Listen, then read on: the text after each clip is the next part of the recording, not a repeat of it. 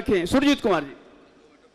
सबसे पहले करुणा के सागर कथागत गौतम बुद्ध के चरणों में कोटि कोटि नमन करते हुए भारतीय संविधान के निर्माता परम पूज्य बोधिसत्व बाबा साहब डॉक्टर अम्बेडकर को अपना आदर्श मानते हुए उनके चरणों में कोटि कोटि नमन करते हुए मंच पर जितने भी नेतागण बैठे हुए हैं सबको आदर करते हुए मेरे सामने बहनों भाइयों सबको मेरा क्रांतिकारी जय भीम। साथियों, मैं एक शेर के माध्यम से अपनी बात को रखना चाहूँगा।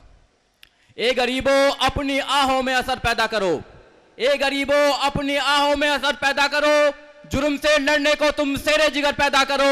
अगर बचाना चाहते हो समाज इस बहुजन लाज इस बहुजन समाज की, तो घर घर में एक बाबा साहब डॉक्टर अम्बेडकर पैदा करो। जब तक हम अपने घर में बाबा साहब डॉक्टर अम्बेडकर जैसा एक विचार वाला जो समाज का दर्द हो जिसके दर में हम नहीं पैदा करेंगे, जब तक समाज की बात बनने वाली नहीं है। साथियों, हम बाबा साहब डॉक्टर अम्बेडकर के अनुयायी हैं। बाबा साहब डॉक्टर अम्बेडकर ने हमारे लिए अपने 4 बच्चों को कुर्बान कर दिया। हम कसम खाते हैं बाबा साहब डॉक्टर अम्बेडकर के जन्मदिन पर, जब तक भी हमारे शरीर में एक एक खून का कतरा है, बाबा साहब डॉक्टर अम्बेडकर के मिशन के लिए काम करेंगे। कुछ लोग इस मिशन को कमीशन में बेचना चाहते हैं। मैं उन लोगों को बताना चाहता हूं, एक कमीशन खोरो। बाबा साहब डॉक्टर अम्बेडकर के मिशन में वो ताकत है। जब बाबा साहब डॉक्टर अम्बेडकर के मिशन के लोग, जब वो शेर आप लोगों के पीछे भगेंगे तो आप या दिल्ली छोड़कर भाग जाएंगे। आप लोगों को ऐसी कसम खानी है। साथियों, बाबा साहब डॉक्टर अम्बेडकर विदेश से भी हमारे लिए अधिकार लेकर आए, इस देश के भी मनुवादी लोगों से लड़े। जब हम आजाद हैं इस देश के अंदर, आज अगर आईएएस पीसीएस डॉक्टर इंजीनियर अगर मेरे जैसे वकील खड़े हैं तो किसी दन्ना सेठ की वजह से नहीं खड़े, अगर बाबा साहब डॉक्टर अम्बेडकर की वजह से खड़े हैं। अगर मैं वकील बना हूं तो बाबा साहब डॉक्टर अम्बेडकर की वजह से बना हूं। नहीं, मेरे खानदान में किसी के पास की नहीं थी कि मैं सफेद कपड़े पहनकर या वकील बन सकता था। अगर बाबा साहब डॉक्टर अम्बेडकर के कुर्बानी को भूल गए तो फिर दोबारा गुलाम बनोगे आप लोग। आप अपने बच्चों को क्या जवाब दोगे? बताओ मेरे को, क्या जवाब दोगे अपने बच्चों को?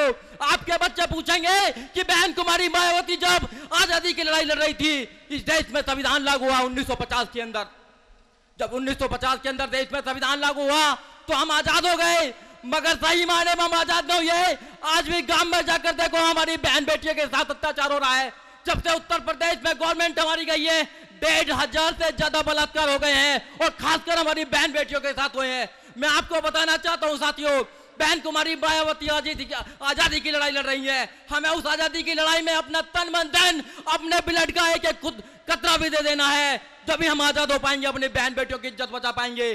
साथियों, अगर आज हम घर में बैठे रहे, आज हमने बहन कुमारी मायावती का साथ नहीं दिया, अगर बहन जी को इस देश का प्रधानमंत्री नहीं बनाया, तो हम अपने आप को, अपने बच्चों को जवाब नहीं दे पाएंगे। साथियों, जिस दिन बहन कुमारी मायावती इस देश के अंदर प्रधानमंत्री बन गई, लाल किले पे हमारा लीला झंडा पहन गया, तो इस देश के अंदर, पूरे देश के अंदर लीला झंडा फट जाएगा। साथियों, मैं आप लोगों को बताना चाहता हूं, माननीय काशीराम साहब ने जो कुर्बानी करी है, माननीय काशीराम साहब ने, हमारे मसीहा ने सूखी रोटी खाई है, आपको याद करना पड़ेगा। साथियों, ज्यादा समय नहीं है, कभी समय मिला तो मैं बताऊंगा आप लोगों को। साथियों, एक तरफ मेरा भीम था, खिलाफ दुनिया सारी थी।